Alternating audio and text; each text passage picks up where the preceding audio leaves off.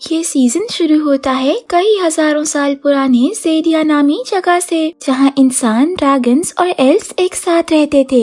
ارتھ، year, ocean, sky, stars اور مون، یہ سب جادوئی creatures شکتیاں حاصل کرتے تھے۔ مگر ایک دن میج، جو کہ جادو کر سکتے ہیں، اس نے ایک اور طاقت ڈھونڈی جس کو ڈارک میجک کہتے ہیں، اور اس ڈارک میجک کی شکتیاں انہیں جادوئی کریچر سے آتی تھیں۔ مگر یہ دیکھ کر ایلفز اور ڈریگنز نے انسانوں کو زیڈیا سے باہر کیا اور ہیومنز کو الگ کنگڈم بنا دیا۔ کئی سالوں تک ڈریگنز کا کنگ تھنڈر زیڈیا کے بارڈر کی رکھوالی کرتا رہا، مگر انسانوں نے ڈارک میجک کی مدد سے تھنڈر کو مار گرایا اور پھر اس کا ایگ یعنی کہ ڈریگن پرنس کو بھی چرا کر مار دیا تاکہ کوئی اور طاقتور پیدا نہ ہو۔ اپنے آپ کو بچانے کے چکر میں انسانوں نے زیڈیا کے لوگوں سے دشمنی مول لی، جو ابھی تک لوگوں کے دلوں میں اٹھ رہی تھی۔ اب پریزنٹ میں آ جائیں تو ہیومن ورلڈ میں کنگ ہیرو کا راج تھا۔ اس کے دو بیٹے تھے، ایزرین اور کولم۔ کولم اس کا سوتیلا بیٹا تھا۔ اس کا وزیر وائرن ایک میج تھا، اور جی ہاں، یہ وہی میج ہے جس نے ڈارک میجک انٹروڈیوس کرایا تھا۔ رات کے وقت ان کے علاقے میں ایک اسکاؤٹ پہرا دے رہا تھا جب اس کو جھاڑیوں میں سے کسی کی آواز آتی ہے۔ وہ ایک ریلا مون ایلف ہوتی ہے جو اس کو مارنے کے لیے آگے بڑھتی ہے، مگر اس کو ڈرا ہوا دیکھ کر اس کو بغیر مارے ہی اپنے گروپ کے پاس واپس چلی جاتی ہے اور تلوار پر بیریز کا رس لگا کر ان کو یہ بتاتی ہے کہ وہ اس کو مار آئی ہے۔ اس کے باقی ساتھی ایلفز اور ان کا لیڈر رنان اس کے اس کام سے کافی خوش ہوتے ہیں۔ وہ سب پھر مل کے ایک رسم کرتے ہیں جس میں رنان اپنے اور باقی ایلفز کے بازو پر ایک بینڈ باندھ دیتا ہے جو کہ تب کھل کر گر جائے گا جب وہ لوگ کنگ ہیرو کو مار دیں گے۔ اسکاؤٹ کی خبر کی وجہ سے وائرن اپنے بیٹے کو ایک مون موت دے کر ان مون ایلفز کو ڈھونڈنے کے لیے بھیج دیتا ہے۔ یہ موت ان ایلفز کی شکتیوں کو ڈیٹیکٹ کر کے ان کو ایلفز تک لے جائے گی، اور ایسا ہی ہوا۔ وہ لوگ ایلفز کے کیمپ تک پہنچ تو گئے، مگر وہاں کوئی تھا ہی نہیں، کیونکہ ان سپاہیوں کے وہاں پہنچنے سے پہلے ہی وہ موت آ جاتی ہے، جس کی وجہ سے رنان جان جاتا ہے کہ ہیومنز کے سپاہی وہاں آنے والے ہیں، اور رنان ایک جادوئی ڈسٹ کی مدد سے سب کو غائب کر دیتا ہے، جس کی وجہ سے سپاہی وہاں پہنچ کر ان کو دیکھ ہی نہیں پاتے۔ تبھی رنان کی نظر اس اسکاؤٹ پر پڑتی ہے جس کو ریلا کو مارنے کو کہا گیا تھا، اور رنان جان جاتا ہے کہ ریلا نے ان سے جھوٹ بولا تھا اور سب کی جان خطرے میں ڈال دی تھی۔ ایپیسوڈ 2 کی شروعات مون ایلف سے ہوتی ہے جو درخت پر بیٹھے ہیرو کے محل کو دیکھ رہے ہوتے ہیں۔ تبھی ایک ایلف رنان سے کہتا ہے کہ ریلا کے بغیر وہ کنگ کو نہیں ہرا سکیں گے، مگر رنان ریلا کے دھوکے سے بہت غصہ تھا اور اس کو اپنی ٹیم سے نکال چکا تھا۔ رنان درخت سے اتر کر ریلا کے پاس جاتا ہے اور اس کے لاکھ منت کرنے کے باوجود اس کو لڑنے سے منع کرتا ہے اور کہتا ہے کہ اگر وہ لوگ صبح تک واپس نہ آئے تو ریلا گھر چلی جائے۔ یہ سن کر ریلا کو بہت برا لگتا ہے اور وہ ڈیسائیڈ کرتی ہے کہ وہ خود جا کے کنگ ہیرو کا کام تمام کر کے ان کو دکھا سکے کہ وہ ایک مون ایلفی ہے اور زیڈیا کو جسٹس دلا کر رہے گی۔ پھر وہ وہاں سے بھاگ کر کلف کے اوپر چڑھتی ہے اور پیلس تک پہنچ جاتی ہے۔ دوسری طرف کولم لائبریری میں ہوتا ہے جہاں اس کو کلاڈیا ملتی ہے جو اپنے میجیکل کرسٹل سے کوئی میجک کر کے دکھاتی ہے۔ کلاڈیا بھی وائرن کی بیٹی تھی اور اسی کی طرح ڈارک میجک جانتی تھی۔ وائرن ہیرو کے پاس جا کر اس کو ایک مشورہ دیتا ہے کہ وہ اپنی سول کسی کے ساتھ ایکسچینج کر لے تاکہ ایلس ہیرو کو مارنے آئے تو اس کی باڈی کو مار دے لیکن سول بچ جائے۔ ہیرو کو یہ بات بالکل پسند نہیں آتی اور وہ وائرن سے کہتا ہے کہ کیا وہ اس کے ساتھ باڈی ایکسچینج کرے گا۔ وائرن ہچکچاتا ہے تو وہ اس کو وہاں سے دفع ہونے کا کہہ دیتا ہے۔ کولم اپنے ڈیڈ کنگ ہیرو کے بلانے پر جاتا ہے تو وہ اس کو ایک پیپر رول دیتا ہے جس کو وہ اپنے مرنے کے بعد کھولنے کا کہتا ہے۔ وہ وہاں سے نکلتا ہے تو ریلا اس کے پیچھے ہوتی ہے اور وہ بھاگنے لگتی ہے۔ بھاگتے بھاگتے وہ ایک کمرے میں پہنچ جاتے ہیں جہاں کولم کے بیگ سے وہ پیپر رول نکل جاتا ہے۔ وہ اپنا نام ایزران بتاتا ہے کیونکہ ریلا ایزران کو مارنا چاہتی تھی۔ ان کی باتوں کے درمیان پیچھے بنی پینٹنگ سے آواز آنے لگتی ہے اور ایزران اس کے پیچھے سے باہر نکلتا ہے۔ وہ کولم کو لے کر پینٹنگ کے پیچھے بنے راستے میں چلا جاتا ہے اور ریلا ان کے پیچھے جانے لگتی ہے۔ ایزران راکس کا ایک پیٹرن پریس کر کے خفیہ دروازہ کھول لیتا ہے اور وہ لوگ نیچے بنے ایک کمرے میں چلے جاتے ہیں۔ ریلا بھی وہاں پہنچ جاتی ہے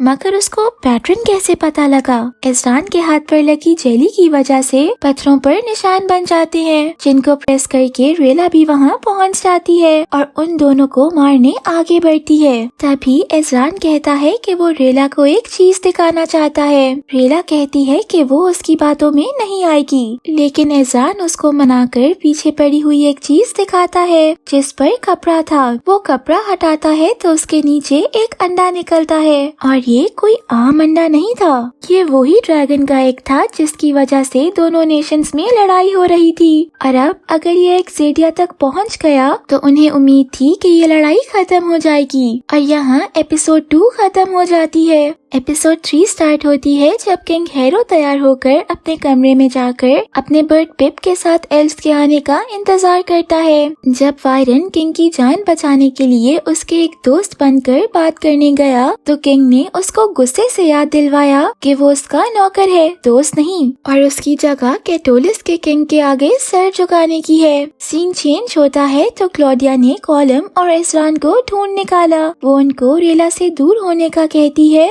मगर वो दोनों उसको चेन से बांधकर उसका मैजिक बॉल चुराकर ड्रैगन का एग वापस करने के लिए रेला के साथ चले जाते हैं, क्योंकि उनको पता चल गया था कि ड्रैगन का एग क्लॉडिया के डैड वायरन ने चुराया था। थोड़ा सा दूर जाके रेला एजरान से एग मांगती है क्योंकि वो बाकी एल्फ्स को एग दिखाकर हमला रोकना चाहती थी, मगर एजरान को अभी उस पर पूरा यकीन न था, इसीलिए वो उसके साथ ही जाता है। जब वो महल से बाहर निकलते हैं तो रेला ने रनान को ड्रैगन का एग दिखाकर हमला रोकने का कहा, मगर रनान ने उसकी एक ना सुनी। रेला ने कॉलम और एजरान को वहाँ से भागने का कहा और फिर वो खुद रनान से लड़ना शुरू हो गई। रनान लड़ाई छोड़ के किंग के पीछे चला गया। नेक्स्ट सीन में क्लॉडिया अपनी चेन्स को खोलने के लिए स्पेल ढूंढ रही थी, मगर उसको चाबी ही मिल गई। वो फौरन चेन्स खोलकर भाग गई। फिर कॉलम एजरान को महफूज जगह पर छुपाकर खुद किंग को ड्रैगन प्रिंस का एग का बताने गया। जब वो वहाँ पहुँचा तो वायरन ने उसको अंदर जाने से रोक दिया क्योंकि वो किंग का सौतेला बेटा था।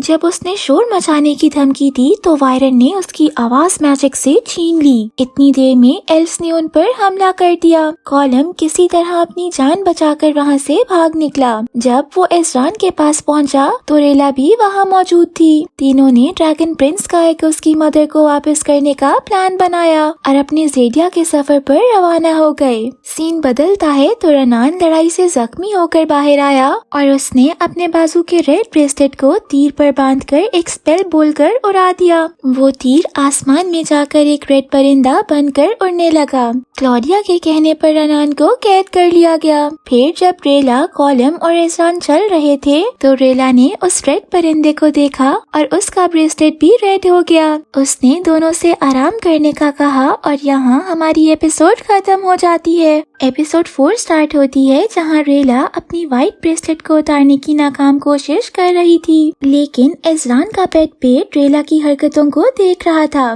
जिस पर रेला गुस्सा करती हुई पाई जाती है। नेक्स्ट सीन में वायरन, ओपेली और क्लॉडिया बाकी गार्ड्स के साथ किंग हेरो की डेड बॉडी को लपेटकर जलाने जा रहे थे, क्योंकि अब किंग हेरो इस दुनिया में नहीं रहा। ओपेली वायरन से कहती है कि हमें किंग के मरने पर 7 दिन का शोक करने का हुक्म है, लेकिन हमने तो एक दिन भी शोक नहीं किया और उनको जलाने भी जा रहे हैं। वायरन जवाब देता है कि जंग की वजह से हम इतने दिन शोक मनाने में वक्त जाया नहीं कर सकते। वायरन आग जलाने का हुक्म देता है, मगर ओपेली प्रिंसेस की मौजूदगी का पूछती है तो वायरन सबसे झूठ बोलता है कि दोनों प्रिंस भी मर चुके हैं। फिर वायरन क्लॉडिया से कहकर मैजिक से आग जलवा देता है। किंग को जलाने के बाद वो सबको आज की रात शोक मनाने का कहता है। सीन बदलता है तो रेला कॉलम को उस मैजिकल बॉल के बारे में बताती है जो वो क्लॉडिया से पकड़ के लाया था। वो बॉल प्राइमल स्टोन कहलाती है, जिसमें आसमान की सारी ताकतें थीं, जैसे तूफान और बिजली वगैरह। इस तरह के 6 प्राइमल स्टोन्स हैं, जिसमें सूरज, चांद, स्टार्स, जमीन, समंदर और आसमान की पावर्स मौजूद हैं। रेला ने जब प्राइमल स्टोन्स की ड्राइंग बनाकर दिखाई तो कॉलम को याद आया कि उसने ऐसी शेप पैंथर लॉज में एक छोटे से क्यूब पर देखी थी। اس کو لگا کہ شاید اس کیوب میں کوئی میجک ہو، اس لیے وہ ریلا سے وہاں جانے کا کہتا ہے۔ کالم کہتا ہے کہ کل جب اس نے میجک کیا اور اسے میز بلایا گیا تو اسے لگا کہ شاید وہ بھی کچھ کر سکتا ہے، اسی لیے اس کا لوٹ جانا ضروری ہے۔ وہ لوج پہنچے تو وہاں ان کی ملاقات ان کی آنٹ امایا سے ہوئی۔ خوش قسمتی سے ریلا پہلے ہی چھپ گئی تھی۔ امایا بول نہیں سکتی تھی، جس وجہ سے اس کی آواز اس کا ایک سولجر گرین تھا۔ اسران نے کالم سے جب کہا کہ ہمیں آنٹ کو ریلا کے بارے میں بتا دینا چاہیے تو کالم نے اسے منع کر دیا، کیونکہ اسے پتا تھا کہ انسان ایلفز کو خون پینے والے مونسٹر سمجھتے ہیں، اس لیے وہ فوراً اس کو مار دیں گے۔ جب امایا کو ریلا کے بارے میں پتا چلا تو اس نے اسے قید کر دیا۔ کالم اور اسران ریلا کو آزاد کر کے ساتھ بھاگ نکلے۔ سین چینج ہوا تو وائرن کنگ ہیرو کی جگہ لینے کا اعلان کرتا ہے۔ جب وہ تاج پہننے لگا تو اس وقت پر امایا نے پہنچ کر سب کو بتا دیا کہ پرنس زندہ ہے، اور یہاں ہماری ایپیسوڈ ختم ہو جاتی ہے۔